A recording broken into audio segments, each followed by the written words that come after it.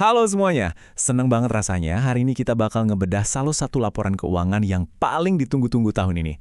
Ya, tebakan kalian bener, kita bakal bahas GoTo dan laporan kuartal 1 2026 mereka. Selama ini kan narasi soal perusahaan teknologi raksasa itu nggak jauh-jauh dari yang namanya bakar uang dan rugi triliunan demi ngerebut pangsa pasar.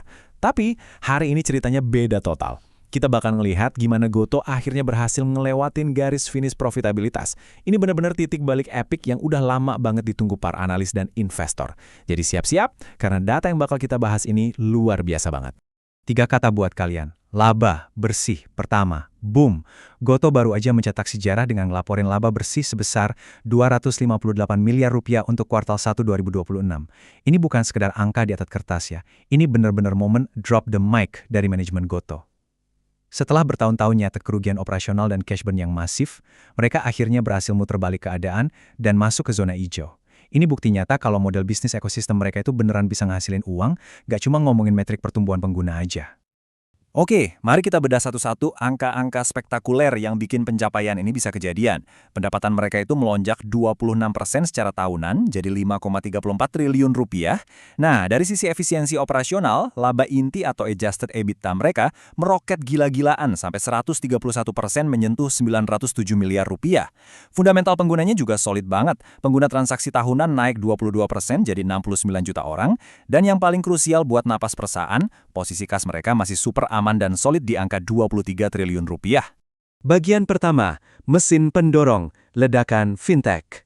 Kalau kita perhatiin lebih dekat, kelihatan banget ada kontras yang luar biasa. Di satu sisi, bisnis inti fintech mereka pertumbuhannya meledak. Nilai transaksi bruto atau total uang yang berputar meroket sampai 71,6% year-on-year. Ini ledakan pertumbuhan yang masif banget. Tapi di sisi lain, layanan on-demand kayak ojek online atau pesan antar makanan cuma merayap pelan di angka 4%. Jelas ya, fintech ini ibarat mesin utama berkecepatan tinggi yang lagi narik seluruh ekosistem GoTo sekarang. Rahasia di balik ledakan fintech ini sebenarnya bermuara di satu hal, kredit. Portofolio pinjaman mereka ekspansi pesat, naik 59% sampai nembus 9,9 triliun rupiah. Langkah agresif masuk ke ranah pinjaman buat merchant atau pedagang inilah yang jadi katalis utamanya. Makanya nggak heran kalau GoTo Finansial bisa cetak adjusted EBITDA positif sampai 364 miliar rupiah. Mereka nggak cuma jadi jembatan pembayaran lagi, tapi udah bener-bener nyetak duit dari perputaran uang di ekosistemnya lewat pinjaman ini. Bagian 2, sang jangkar, layanan on demand. Nah, poin pentingnya di sini, layanan on demand ini ibarat jangkar berat yang agak nahan laju mereka. Pertumbuhan GTV cuma 4%, dan malah ada penurunan kuartalan karena efek musiman. Kenapa bisa ngelambat? Karena GoTo mutusin buat ngerem drastis aksi bakar uang buat pasar massal, dan milih fokus ke konsumen menengah atas. Keputusan ini secara strategi emang bagus banget buat bikin margin adjusted EBITDA membaik ke 2,7%. Tapi efek sampingnya, mereka saat ini jadi agak kesulitan buat dapat cuan dari pasar massal di tengah persaingan yang kaku banget. Bagian 3, mengikuti aliran smart money.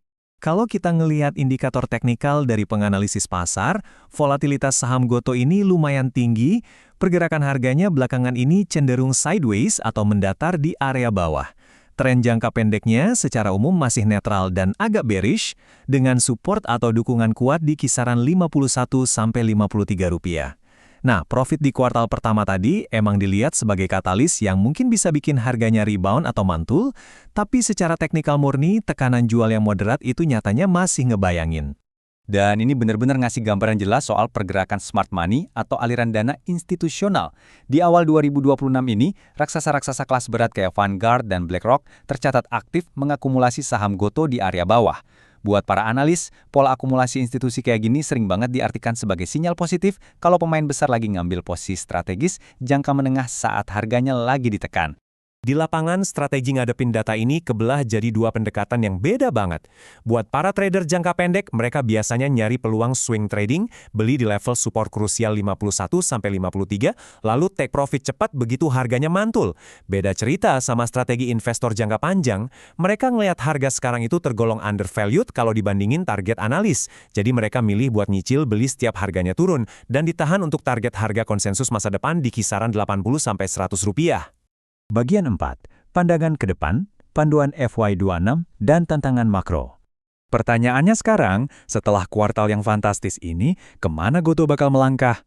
Ternyata, target Adjusted Group EBITDA untuk sepanjang tahun 2026 tetap ditahan di kisaran 3,2 sampai 3,4 triliun rupiah. Meskipun hasil kuartal 1 ini sukses besar ngelampaui ekspektasi, manajemen milih main aman. Mereka tetap membumi, konservatif, dan nggak buru-buru naikin target. Ini benar-benar nunjukin kehati-hatian tingkat tinggi dalam melihat kondisi bisnis ke depannya.